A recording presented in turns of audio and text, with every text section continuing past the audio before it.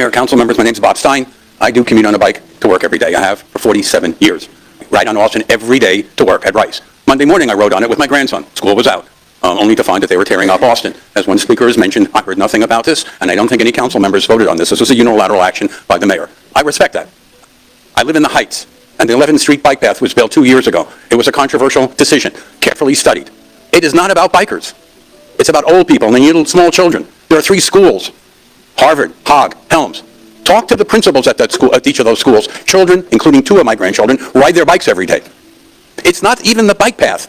It's not even the concrete protections. It's people crossing 11th Street. My wife, who works at City Council for many years, walks on those streets.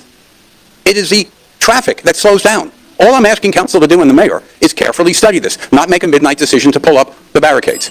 People rely on that. Look at the data. My colleagues at Kinder Institute at Rice have looked at that data. Since the building of 11th Street bike path, pedestrian and vehicle, and bicyclist accidents have gone down. It's not about convenience for bicyclists. It's about safety. That is something the mayor was elected on. That is something the mayor said he would provide, and I'm only asking not to pull it up. But the issue here is not about vehicular and cyclists. It's also about pedestrians and young people. I would only ask that the mayor and the council study this before they make rash decisions to pull up the 11th Street project. Thank you so much. Councilman, when you're speaking about issues that impact the community, you shouldn't make any changes to that community without first speaking to that community. With the amount of people that are here today and the amount of emails that we get, the sentiment is they want to be heard.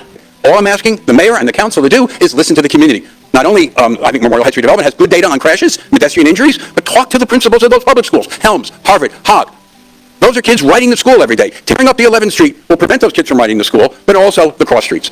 Those citizens, listen to them before we make a rash decision to pull it up, which is costly to say the least, not just in money, but in convenience and in lives. Thank you for your time. Councilman Alcorn. I agree more with you, Dr. Stein, about the data. I've asked for crash data, I've asked for cost data, I've asked for traffic data. It's important to have all that data when these decisions are made. So I appreciate myself just being in Edo recently, certainly appreciated the protected bike lanes. It's about bike lanes. It was about safety crossing the street for pedestrians at multiple locations, not just Nicholson, but at multiple intersections and for drivers as well.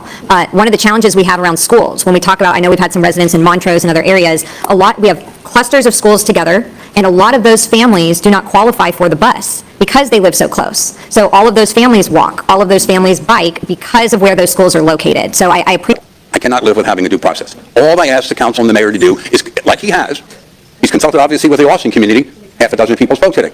I would only ask you do the same and broaden it to include the public schools, the redevelopment authority, and what Mayor Turner did with the council members. That's all I ask.